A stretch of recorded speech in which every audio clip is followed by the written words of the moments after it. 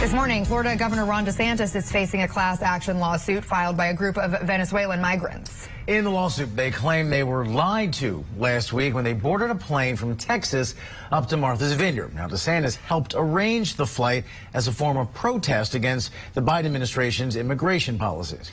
Now, this lawsuit comes after reports of another plane carrying migrants was headed yesterday to President Biden's home state of Delaware. But that plane and the migrants never arrived to the Delaware Coastal Airport. National correspondent Mara Siriani has the latest on all that has been going on. Hey, Mara. Guys, good morning. A lot to unpack here. So the suit covers roughly 50 migrants flown to Martha's Vineyard and gives a detailed account of how they boarded the two planes from Texas, allegedly under false pretenses that they say violated their 4th and 14th Amendment rights. The suit alleges an unknown person identified in press reports as Perla gained the migrants' trust in Texas by offering them things like McDonald's gift cards and free hotel rooms, and says asylum seekers were then told they'd receive employment and housing and other help if they agreed to fly to other states. This comes as the Bexar County Sheriff in Texas, who is an elected Democrat, announced he is investigating 2 flights that originated there. Florida Governor Ron DeSantis took credit for the flights. Now, last night, he argued participation was voluntary and defended the move, which is seen, of course, as a protest of U.S. border policies. Those migrants were being treated horribly by Biden. They were hungry, homeless. They had no opportunity at all.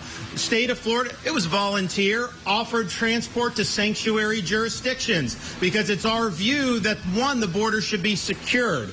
And we want to have Biden reinstitute policies like remain in Mexico and making sure that people aren't overwhelming. But short of that, if you believe in open borders, then it's the sanctuary jurisdictions that should have to bear the brunt of the open borders. The back and forth here, some Republicans say ending the Trump administration's remain in Mexico policy has led to overcrowding. White House officials and some Democrats say governors like DeSantis are simply using desperate people as political pawns. Let's remember, these folks are fleeing communism. When you think about Venezuela, what's going on in Venezuela, when you think about what's going on in Nicaragua, when you think about what's going on in Cuba, they are fleeing political persecution only to be used as a political pawn by the Florida governor. And that is something that the people in Florida should be asking the governor, why is he doing this?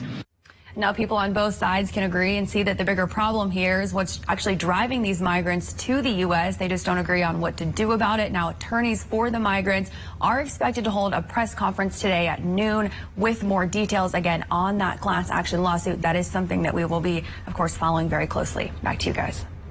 All right, Mara, thank you.